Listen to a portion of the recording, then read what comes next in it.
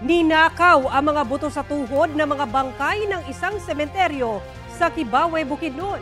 Sa Guadalupe, Cebu naman, dead on the spot ang isang babae matapos barilin sa ulo.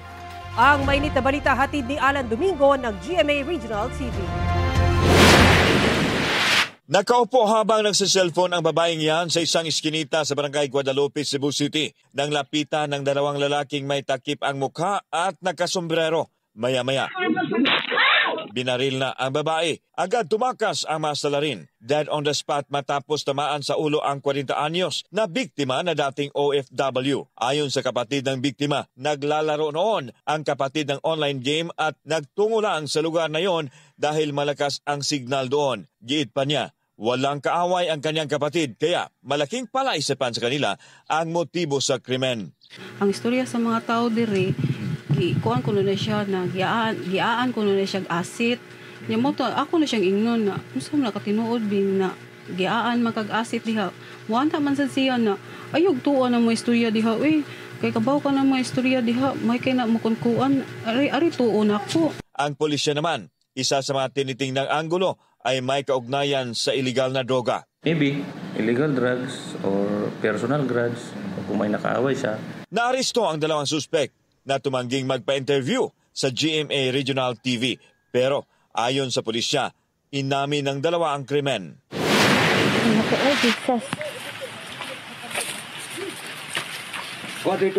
Mga sinirang nitso ang dinatnan na marsidente sa isang sementeryo sa Kibawe, Bukidnon. Kapansin-pansin daw na ang mga bangkay nawawala na ang mga buto sa tuhod. Agad isinumbong ng mga residente sa pulisya ang insidente. Actually, kini ang ilahang pagtuon niini is ang maong buto or kining maong ang maong buto sa maong tuhod isimuon kani nila og kining agimat. Ginagamit daw kuno kana as agimat. Patuloy ang investigasyon ng pulisya sabay na nanawagan na makipagtulungan ang mga may impormasyon. Ato asigong pagalantaw no ang katong pagbungkag pa lang sa nicho. Pwede ka to mahulog nga malicious mischief o kaning pag-disrespect no sa pag-desecrate sa usa ka patayng lawas. Pwede ka na mahulog sa kaning sa civil code nato sa 309 ang as civil damage. Tensyonado ang sitwasyon sa pagitan ng pulisya at ilang miyembro ng transport group sa Bacolod City. Nagpoprotesta ang grupo matapos umanong hindi maimbitahan sa isang transport summit kung saan magiging bahagi ang mga opisyal ng LTO at LTFRB. Nga mayaras ang transport summit, kag hindi kami invited. Transport secret ning tawag namon, kag sekreto nila sa amon nga transport groups. Sinubukan ang grupo na pumasok pero hinarang sila ng mga pulis. Ang pinaka-impresyon nyo, sa proper nga kundiin pwede ka mo makarali anytime. Asa magkagaha mo dito?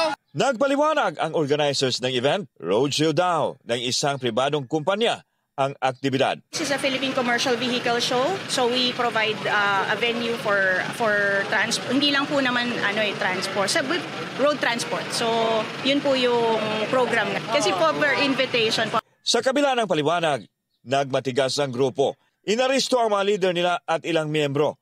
Sugatan naman ang isang pulis at isang bumbero rin ang tinamaan ng bato sa dibdib. Alan Domingo ng GMA Regional TV, nagbabalita para sa GMA Integrated News.